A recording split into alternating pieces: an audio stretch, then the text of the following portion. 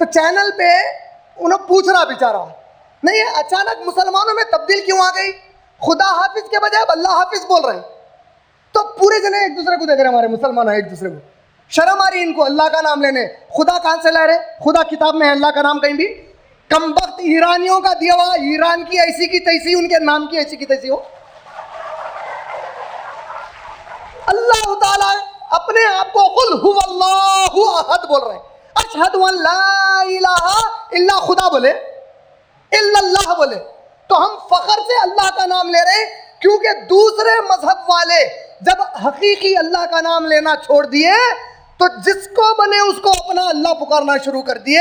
مسلمانوں کو اللہ اکبر کی اذان سے یاد دلایا گیا کہ تم اپنے معبود کا نام یاد رکھنا جو اللہ نے خود کے لیے پسند کیا ہے, وہ اللہ ہے. ہم اللہ حافظ بولتے فخر سے. اسی طرح نماز, پوری قرآن میں کہیں نماز ایک بار بھی آیا؟ یہ کمبخت ایران والے لا کے دیا آپ کو. اور آج کا پورا میڈیا کروڑوں کا پیسہ خرچ کر کے بول رہا کہ ایران والے جو اسلام لائے تھے اوپر سے, جس کی خبر کو پھرے تو 7 مرتبہ حج ہو جاتا تمہارا, تم ان کے اسلام کو مانو, وہ محمد اور صحابہ کے اسلام کو مت مانو. وہ لوگ عرب تھے, نعوذ باللہ من ذالک. کمبخت تو اللہ کی قسم ہے, جو مسلمان نیت بھی کر لیا کہ نبی اور صحابہ کے علاوہ کسی کا اسلام مانے گا تو قبرستان میں نہیں, شمشان گھاٹ میں جا کے دفن ہو. آج ہم کو ہمارے نبی کی طرف سے رخ مڑا رہے, آج ہمارے صحابہ سے ہمارا رخ مڑا رہے. کبھی سوچو یہ سازش کس کی ہے جو ہم کو منوا رہے کہ اسلام وہ مانو جو عربستان سے نہیں آیا, ایرانستان سے آیا, شیطانستان سے آیا. عقل نہیں آتی ہمارے لوگوں کو. حیا علیہ, مؤذن بولے حیا علی الصلاۃ کا معنی کیا ہے؟ آپ اپنی زندگی کی پوری محنت کس مقصد سے کرتے؟ کیا چاہتے ہیں آپ اپنی زندگی میں؟ کیا ہونا چاہتے ہیں؟ کامیاب, ناکام؟ ناکام. پورے دینے چاہتے ہیں. کتنے پاگل ہیں نا, 5 بار اللہ تعالیٰ بندوں کو بول رہے ہیں کامیابی یہاں ہے رے, آگے تو حیا علی الصلاۃ کے بعد کیا ہے؟ ہاں کیا معنی ہے؟ آپ کا اور میرا رب جس کو آپ اور میں مانے, وہ رب بول رہا ہے کہ میرے بندے, غیر میری مسجد سے پلٹ گیا, جو مجھے نہیں مانتا وہ میری عبادت سے دور ہو گیا, جو شیطان ہے, شیطان کا دوست ہے, وہ میرے گھر میں آنا نہیں چاہتا. میرے بندے تو میرے گھر کو آ, تیری کامیابی میرے گھر میں رکھی ہے, کسی پتھر کے پاس رکھی بھی نہیں ہے.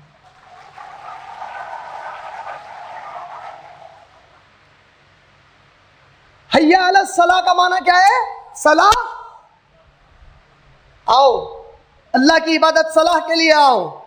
جب آپ صلاح کے لیے جاتے ہیں تو اللہ سبحانہ و تعالیٰ آپ کا کیا امتحان لے رہے ہیں؟ ہو سکتا ہے اب گہری نیند میں ہے, اللہ نے کہا اپنی نیند کے خلاف جہاد کر اور میری عبادت کو آ. ظہر کا وقت ہے, لاکھوں کے اکاؤنٹس کی فائل پہ سگنیچر کر رہا ہے, اللہ کی مسجد سے مؤذن نے آواز دی, دیکھ تو لاکھوں کروڑوں کے فائدے پر سائن کر رہا ہے, لیکن تیرا رب کہتا ہے حیا علی الفلاح, تیری کامیابی وہ لاکھوں کروڑوں کے اکاؤنٹ پر نہیں ہے, میری عبادت میں تیری کامیابی ہے. آ جا, کیونکہ تیری سائن سے تیرا مقدر نہیں بنتا, میری مدد سے تیرا مقدر بنتا. یہاں وہ مقدر بناتا ہوں اللہ. جہاد کریں, کس سے کریں؟ خود سے پہلے کریں. میں خود سے آج جہاد نہیں کرتا. میرے 5 سے 6 فٹ کا جو جسم ہے اس پر میں اللہ کا حکم نافذ نہیں کرنا چاہ رہا ہوں, اور کافروں کے گلے مار کے بول رہا ہوں ساری زمین پہ اب اللہ کا حکم نافذ کرو. ہمارے جو بچے پکڑے گئے بعض وقت, ان کا بیک گراؤنڈ چیک کرو. کل 80 لوگوں کو فرانس میں لوری کی ٹکر سے مارا.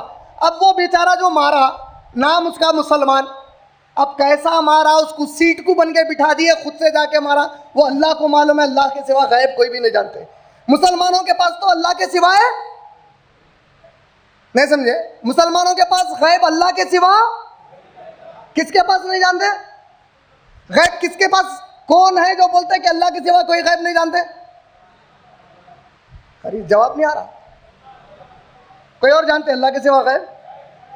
نبی صلی اللہ علیہ وسلم کے بارے میں اللہ نے کیا کہا سورہ نجم کی آیت نمبر 3 اور 4 میں؟ میرے نبی کچھ بھی نہیں کہتے سوائے اس کے جو ہم ان پر وحی کرتے ہیں. مطلب نبی صلی اللہ علیہ وسلم بھی جو غیب بتائیں گے اس وقت بتائیں گے جب اللہ نبی صلی اللہ علیہ وسلم کو وحی کریں گے. خود سے کوئی نہیں جانتے سوائے اللہ کے. اب وہ غیب کا معاملہ اللہ جانے. وہ ٹرک لے کے گھس گیا بیچارہ, اس کا نام تھا مسلمان. آج کی انگلش اسٹوری لائن کیا ہے اس کی میڈیا کی؟ زانی تھا, پب اور کلب کو جاتا تھا, اچانک جذبے میں آ کے چلے گیا. ایک بے وقوف جاتا ہے, ایک پاگل جاتا ہے, یہ حرکت کرتا ہے. پوری مسلمان امت کے اوپر ان کا پکارا ہے, ارے ارے کیسا دین ہے, دیکھو تمہاری قرآن پڑھ کے گیا نا, تمہارے نبی صلی اللہ علیہ وسلم کی حدیث پڑھ کے گیا نا, ایسی ہے تمہارے پاس تعلیم, تم بول رہے نا جہاد نہیں ہے. کیا کہا ایک ٹائمز کے ایک مشہور اینکر نے, کیا کہا 2 روز پہلے کی بات ہے نا, پورے پینل پہ مسلمز بیٹھے ہیں, کیا بولا؟ آپ لوگ مجھے ذرا یہ سمجھائیے اسلام اصل کیا ہے. یہ میرا سوال نہیں ہے, یہ میرا سوال نہیں ہے, اس کا یہ ایک سوال آپ کے اور میرے جہنم کا راستہ کھول سکتا ہے اللہ کے پاس. معلوم ہے آپ کو؟ وہ سوال کر رہا میڈیا کے چینل پہ بیٹھ کے, جس کو پوری دنیا واچ کر رہی, مسلم بیٹھے ہیں پینلسٹ, وہ ان سے پوچھ رہا ہے میں کون سا اسلام صحیح اسلام مانوں؟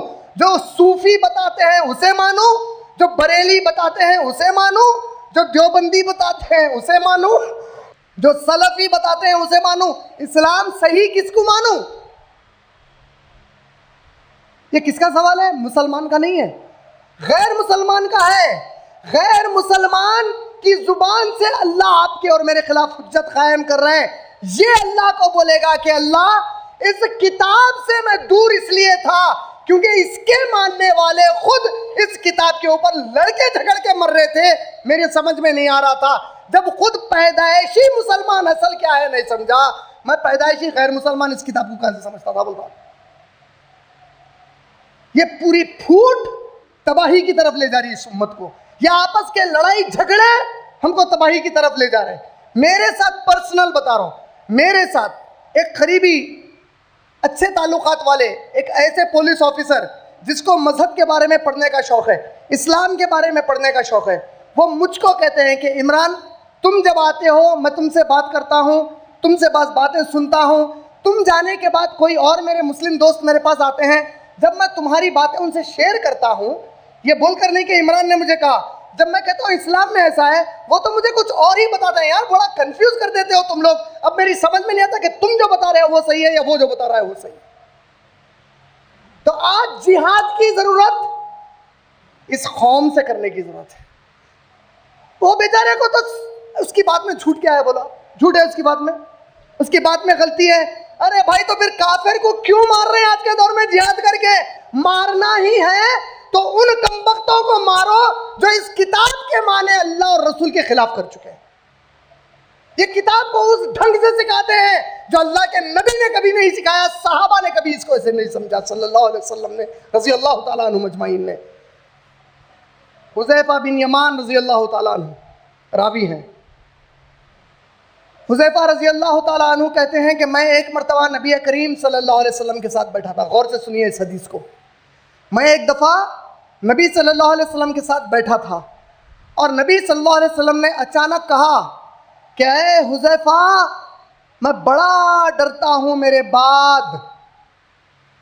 حذیفہ رضی اللہ تعالیٰ عنہ نے فرمایا یا رسول اللہ آپ پر میرے ماں باپ قربان ہو جائے, کس سے ڈرتے ہو آپ؟ کہا اے حذیفہ میری امت کے کچھ لوگوں سے. اللہ اکبر, اللہ کے رسول صلی اللہ علیہ وسلم کہہ رہے ہیں میں میری امت کے کچھ لوگوں سے ڈرتا ہوں میرے بعد. یا رسول اللہ کیوں ڈرتے ہو آپ اپنے امت کے لوگوں سے؟ میرے بعد میری امت میں ایسے لوگ آئیں گے جو اس کتاب کو اور میرے دین کو دور دور جا کر سیکھیں گے, لوٹ کر آئیں گے تو ان کے حلیے بڑے خوشحال ہوں گے, رونق والے ہوں گے, ان کے لباس تقوی والے ہوں گے, ان کی رویت دیکھ کر لوگ ان کو نظر لگائیں گے, اس مفہوم میں ہیں یعنی دیندار سمجھیں گے. لیکن اچانک یہ لوگ اللہ کی کتاب اور میری سنت کو پیچھے رکھ کر اس طرح آگے نکل جائیں گے جس طرح تیر کمان سے نکل جاتا ہے۔ یہ قرآن کی جب قرات کریں گے تو لوگ متاثر ہوں گے ان سے، لیکن ان کا قرآن ان کے حلق سے نیچے نہیں اترے گا۔ میں ان سے سب سے زیادہ خوف کھاتا ہوں۔ اللہ نے سورہ بقرہ سورہ نمبر 2 میں کہا وَمَن يُعْجِبْكُ، آپ تعجب میں آ جائیں گے میرے نبی جب آپ ان کی گفتگو سنیں گے۔ یہ اللہ کی قسمیں کھائیں گے اپنی گفتگو میں بار بار آپ کو یقین دلانے کے لیے، لیکن یہ سب سے بڑے نافرمان ہیں اللہ تعالیٰ کے برے، اللہ تعالیٰ کے نبی صلی اللہ علیہ وسلم۔ اللہ کیا کریں؟ گفتگو سنیں گے تو اتنی پیاری گفتگو کریں گے، اللہ رحمان ہے، اللہ رحیم ہے، وہ باتیں کریں گے کہ بس اب سنتے رہ جائے۔ جب آپ کے پاس سے ہٹ جائیں گے تو زمین پر فساد برپا کرنے کی کوشش میں لگے رہیں گے، اور جو اللہ نے انسانوں کے لیے غذا اگائی اور جو انسان ہے اس غذا کو تباہ کرنے اور انسانوں کو تباہ کرنے میں لگ جائیں گے، تو ہم نے ان کے لیے جہنم کو ان کا ٹھکانہ بنا دیا ہے۔ آج جتنی دہشت گردی دنیا میں ہو رہی ہے، یہ بات بالکل صحیح ہے کہ صرف اکیلا مسلمان دہشت گرد نہیں ہوتا، کئی ہندو بھی دہشت گرد ہیں، کئی عیسائی بھی دہشت گرد ہیں۔ ہر وہ ہندو جس نے ایک ایک مسلمان کو گجرات میں مارا ہے، اللہ کی قسم ہے وہ ہندو دہشت گرد ہے۔ اگر مسلمان کوئی دہشت گرد ہے تو وہ ہندو بھی دہشت گرد ہے۔ لیکن اللہ نے آپ کو اور مجھے اس قرآن سے تعلیم دی کہ جس طرح اس نے تمہارے ساتھ کیا، تم پلٹ کر اس کے ساتھ ایسا نہیں کر سکتے جو غیر انسانی سلوک اس نے تیرے ساتھ کیا، کیونکہ تو ایک رب پر ایمان رکھتا ہے، اس رب کے لیے صبر کر۔ آپ لوگوں سے ایک چیز پوچھنا چاہ رہا ہوں، ٹھنڈے دل سے جواب دو مجھے۔ یہ پوری امت کی عزت اور جان اور ہمارے مال، میں امت کا مطلب سمجھ رہا نا، اس میں ہم پورے آ گئے، ہماری ماں بہنیں آ گئی، ہمارے بیویاں آ گئے، ہمارے بچے آ گئے، والدین آ گئے، سب پوری امت، یہ پوری امت کی عزت اور ان کی اہمیت ہمارے پیارے نبی صلی اللہ علیہ وسلم کے جوتی کی دھول کے برابر بھی ہے ایمان ہے نا ہمارا یہ؟ میرے بھائی جب اللہ کے نبی صلی اللہ علیہ وسلم پہ 13 سال مکے پہ ظلم ڈھایا گیا تو میرے نبی اخلاق کا جواب دیے، تو ہم کچھ سال اخلاق کا جواب نہیں دے سکتے پلٹ کے ان کو؟ ہم ان کو مارنے کے بجائے کتاب بتانے کی بات نہیں کر سکتے؟ ہم مودی کو ختم کر دیں گے بولنے کے بجائے مودی کو مسلمان بنا لینے کی کوشش کریں گے، نہیں بول سکتے؟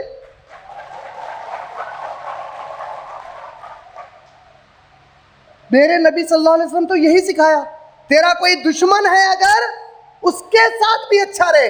یہ کہاں سے سکھایا؟ بے شک قرآن سے سکھایا۔ قرآن کی کس آیت سے سکھایا؟ جواب بالکل صحیح دیا، سورہ نحل سورہ نمبر 16 کی آیت نمبر 90۔ ہر جمعے میں، ہر مسجد میں مسلمانوں کی جمعے کے خطبے میں یہ آیت پڑھی جاتی ہے، جس کے بعد آپ لوگ جمعے کی نماز کو کھڑے ہو جاتے ہو۔ ہر جمعے میں یہ آیت پڑھی جاتی ہے، ان اللہ یامرکم بالعدل والاحسان، بے شک تم سب کو اللہ حکم دیتے ہیں کہ لوگوں کے ساتھ عدل یعنی انصاف کرو، واحسان اور ان پر احسان کرو۔ یہ آیت کہاں نازل ہوئی؟ یہ آیت اس وقت نازل ہوئی نبی صلی اللہ علیہ وسلم پر جب کفار مکہ نبی صلی اللہ علیہ وسلم کے آنگ پر بنڈے برسا رہے تھے، کوڑا کرکٹ پھینک رہے تھے، کانٹے راستے میں بچھا رہے تھے۔